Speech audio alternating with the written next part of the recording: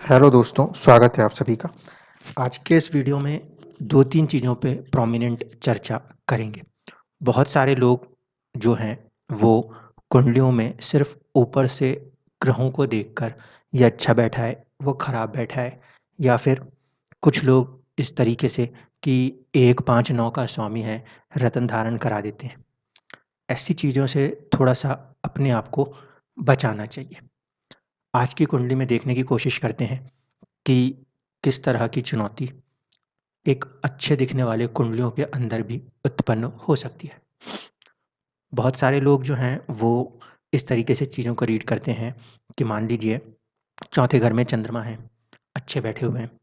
7वें घर में गुरु हैं, अच्छे बैठे हुए हैं। मंगल लगन में आके बैठे हैं, कुछ अच्छे, कुछ खराब। राहु का दशम में बैठना, कुछ अच्छा, कुछ खराब। 11वें भाव में शुक्र का बैठना, वो भी सूर्य के साथ, सरकार से फ़ायदा, बहुत सारी चीज़ें इस तरीके से हम लोग अपने दिमागों के अंदर भर लेते हैं। लेकिन एनालिसिस में ऐसी चीज़ें नहीं काम होती। ये बात इसलिए बोल रहा हूँ क्योंकि आप में से बहुत सारे लोग यूट्यूब चैनल्स को फ़ॉलो करते हैं और उस लॉजिक को पकड़ के चले जाते हैं। उस तरीके से अगर चीज़ों को लगाएँगे तो इम्प्लीमेंटेशन के वक़्त जो बारीकियाँ हैं वो नहीं समझ में आएँगी और बेवज़ह के नुकसान होते जाएँगे। जिनका ये चार्ट है, ये व्यक्ति व्यापार कर रहे हैं और बिज़नेस के अंदर काफ़ी सालों से हैं, मेरे ख़्याल से अब उनको 20 साल हो चुके होंगे। अराउंड 1963 का बर्थ है और उनका खुद का ही कहना है कि आज तक कोई भी कमाई का पैसा बच के घर पे नहीं आया, ये सिचुएशन है। क्यों इस कुंडली में ऐसा हो रहा है? जो चीज़ें आपको भले अच्छे-अच्छे दिखाई दे रही हों, क्यों उसके बाद रिज़ल्ट्स नहीं आ रहे, इसको समझने की कोशिश करिएगा। देखिए, सबसे पहली कंडीशन इस कुंडली के अंदर जो आपको फर्स्ट हाउस लॉर्ड दिखाई देते हैं, वो बुध देव हैं और वो 12th हाउस में जाके बैठे हैं। इसका मतलब ये तो फिक्स है कि कहीं न कहीं व्यक्ति से 12th हाउस की चीज़ें कनेक्ट तो होंगी।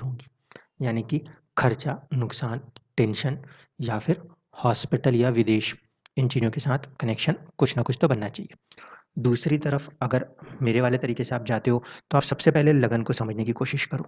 यहाँ पे व्यक्ति का जो लगन है, वो कहीं न कहीं सूर्य से जुड़े हुए हैं क्योंकि लगन 5 डिग्री का है, उत्तरा फाल्गुनी नक्षत्र। अब सूर्य से जुड़ने की वजह से क्या होगा, व्यक्ति के अंदर कहीं न कहीं एक अथॉरिटेटिव पॉइंट ऑफ थॉट ज़रूर देखने को मिलना चाहिए। और अगर बिज़नेस के अंदर जाना है, तो बिज़नेस के अंदर बेसिकली पेशेंस ज़्यादा चाहिए होता है। शनि एक प्रोमिनेंट प्लैनेट होता है जब कभी भी बिज़नेस करना होता है, ठीक है? लेकिन यहाँ पे सोचने का ढंग जो है वो सूर्य से प्रभावित है। दूसरी बात, सूर्य इस कुंडली में 12th हाउस के लॉर्ड हैं। अब समझिए मेरी बात को, इतने सालों तक वो व्यापार को चला रहे हैं, इवन दो कि उससे प्रॉफ़िट नहीं आ रहा। क्यों चला पा रहे हैं? क्योंकि जो 12th हाउस की कैपेसिटी है, प्रेशर बियरिंग कैपेसिटी सूर्य के पास, उसको वो यूटिलाइज़ कर पा रहे हैं और इसी वजह से वो अपने ट्रैक या अपने ट्रेंड को चेंज भी नहीं करना चाह रहे और कर भी नहीं पा रहे थे। इस कुंडली के अंदर जब आप योगों को रीड करते हैं, योग को रीड करने से पहले व्यक्ति के थॉट प्रोसेस को, सोचने के ढंग को हमेशा रीड करेंगे। दूसरा, पंचांग के बिना चीज़ों को कभी भी फिक्स मत कीजिएगा। इस कुंडली में अगर आप ध्यान से देखोगे तो आपको होरा का लॉर्ड जो है वो मिलेंगे शनिदेव, ठीक है? कर्णा जो है वो चंद्रमा के पास है। अब चंद्रमा के पास अगर कर्णा है तो इसका मतलब है कि व्यक्ति जो है फूड से जुड़ा हुआ काम या पब्लिक डीलिंग से जुड़े हुए काम कर सकते हैं। इन्होंने भी किया, वहाँ तक कोई प्रॉब्लम नहीं थी। लेकिन ये जो शनि होरा स्वामी है, तो जब कभी भी शनि होरा के स्वामी बनते हैं, वो बहुत ज़्यादा बलवान हो जाते हैं और ऐसे स्थिति में वो अपनी तरफ से जीवन में दुःख, तकलीफ़ और गरीबी देने का प्रयास करते हैं। अब ऐसे स्थिति में किसी व्यक्ति ने पहले लाभ भाव में सूर्य को देख के माणिक्य धारण करवाया, जिसकी वजह से जो कुछ बच सकता है, वो नुकसान की तरफ जाने लगे। पहली गलती। क्यों? क्योंकि लाभ भाव में सूर्य बैठा है, तो सूर्य का रत्न धारण कर सकते हैं। ऐसा बिल्कुल भी नहीं है। सूर्य का रत्न तभी धारण करें, जब आपकी कुंडली के लिए सूर्य पॉज़िटिव प्लैनेट हो और वो बैठे भी थोड़ा पॉजिटिव हों। इस पर्टिकुलर कुंडली में सूर्य एक तो 12th हाउस लॉर्ड है, दूसरा वो पुष्य नक्षत्र में बैठे हैं जो कि शनि का नक्षत्र है, जो कहीं न कहीं छठे भाव मूल त्रिकोण राशि के प्रभाव से डिस्टर्ब करने की क्षमता रखते हैं। ऐसे स्थिति में माणिक्य को धारण करना भी गलत है, एक चीज़। दूसरा, किन्हीं दूसरे ज्ञानी व्यक्ति के पास अब इतने सालों के अंदर परेशान व्यक्ति तो हर जगह जाएगा, किन्हीं ने उन्हें नीलम धारण करा दिया। अब शनि वैसे ही बलवान बैठे हुए होरा लॉर्ड होके और वहाँ पे फिर आप उनका रतन डलवा दो। अब शनि की स्थिति क्या है? शनि बैठे हैं धनिष्ठा नक्षत्र में, वो बैठे हैं मंगल के हवाले, यानी अष्टम का प्रभाव और तृतीय का प्रभाव। जो चीज़ें समय पे होनी चाहिए उसमें और देरी बढ़ा दो, ये चीज़ होने लगेगी। ऐसे स्थिति में ये वाला लॉजिक लगा देना कि पंचम के स्वामी का रतन दे देते हैं, ये भी बेकार है, ठीक है? अब देखिए ये दोनों के दोनों चीज़ों को आपने ध्यान से समझ लिया। तीसरी चीज़, यहाँ पे जो प्रॉब्लम्स हैं उसको कैसे समझेंगे? मैंने आप लोगों को, जिन लोगों ने शुरुआत से फॉलो किया है, बहुत पहले भी कहा था, जब कभी भी सूर्य से सप्तम या छठे भाव में ग्रह बैठे हों तो सतर्क रहिएगा। ऐसे स्थिति में कहीं न कहीं मेरा ऑब्जर्वेशन ज़रूर रहा है कि ग्रह श्रापित रेंज में आया है और उस पर्टिकुलर प्लैनेट्स जहाँ के वो लॉर्डशिप है या जहाँ वो बैठा है, उन जगहों पे डिस्टर्बेंसेस ज़रूर आते हैं। ज़रूर से ज़रूर आते हैं। ठीक है? ना ये होरा शास्त्र में लिखा हुआ मिला ना कहीं, लेकिन अनुभव में बहुत सारे आप लोगों के चार्ट्स के अंदर ये दिखा और आप लोगों ने प्रैक्टिकली उसको अपनी सहमति दी है। इसी बात को फ़ॉलो मैं आज तक कर रहा हूँ। तो यहाँ पे अगर ध्यान से देखेंगे, सूर्य से छठे भाव में चंद्रमा और केतु की मौजूदगी है और चंद्रमा आय भाव के स्वामी हैं और कहीं न कहीं वो प्रॉपर्टी के भाव पे बैठे हैं। ऐसे स्थिति में कुछ न कुछ ऐसा चैलेंजिंग चीज़ तो है, जो कि व्यक्ति को अपना लाभ बनाने से रोकेगा। ठीक है? तो इसमें 2 मेजर फैक्टर्स साथ में पैरेलल काम कर रहे हैं। एक चीज़ शनि का होरा का लॉर्ड हो जाना, जिसके कारण कुंडली में शनि का बल ज़्यादा बलवान है और जब कभी भी शनि होरा के स्वामी बनेंगे, जीवन में दुःख और तकलीफ़ को बढ़ाने लगेंगे, एक चीज़। दूसरा, बुध का 12वें में बैठ जाना और सूर्य का भी 12वें से संबंधित होना, ये ज़्यादा अच्छी सिचुएशन हो सकती है यदि हॉस्पिटल्स के साथ जुड़ के अपने बिज़नेस को या तो कनेक्ट करने की कोशिश करें या फिर विदेश में कनेक्ट करें। क्योंकि वहाँ पर उस हाउस की एनर्जी को यूटिलाइज़ कर पाएँगे, जहाँ पे कि अभी बेवजह में खर्चे हो रहे हैं। अब थोड़ा-सा इम्पोर्टेंट फैक्टर पॉइंट 2 जिस पे कि चर्चा कर ली जाए। कई बार लोग ये सोचते हैं कि भाग्य भाव का स्वामी जहाँ जाके बैठा है, वहाँ से काम करेंगे तो धन उत्पन्न कर लेंगे, ठीक है? इस तरीके के थॉट प्रोसेस में नहीं आना है।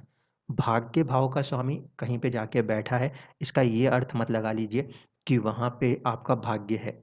यहाँ पे अगर आप ध्यान से देखोगे, शुक्र जो हैं वो 9th हाउस के लॉर्ड हैं, वो जाके बैठे हैं 11th हाउस में, लेकिन 11th हाउस के लॉर्ड के साथ उनका संबंध जो बन रहा है, वो षडाष्टक बन रहा है, 6-8 का बन रहा है। इसीलिए आँख बंद करके ऐसी बातों में नहीं आना है कि कहीं पर भी आपके भाग्य भाव का स्वामी जाके बैठा है, तो आप कोई भी काम कर लेंगे। जहाँ भी वो बैठा है, उसके राशि स्वामी से उसके संबंध को समझना बहुत ज़रूरी है, अन्यथा चीज़ें गलत हो जाएँगी। यहाँ पे शुक्र का चंद्रमा से षडाष्टक फॉर्मेशन नेगेटिव है। शुक्र जिसकी राशि में बैठा है वो चंद्रमा राहु केतु से पीड़ित, शनि के वक्रत्व से पीड़ित, मंगल की दृष्टि से पीड़ित, 11th हाउस का लॉर्ड पूरी तरह से पीड़ित है। ऐसे स्थिति में भाग्य को भी आप इतनी आसानी से प्रयोग में नहीं ला सकते। दूसरी बात है कि नवांश में चले जाइए तो भाग्य के स्वामी नीच राशिस्थ भी होंगे और कहीं न कहीं वो शनि और राहु से पीड़ित, प्रभावित भी नज़र आते हैं। ऐसे स्थिति में नवांश में जाके हमेशा अपने 9th हाउस लॉर्ड को ज़रूर चेक करना चाहिए।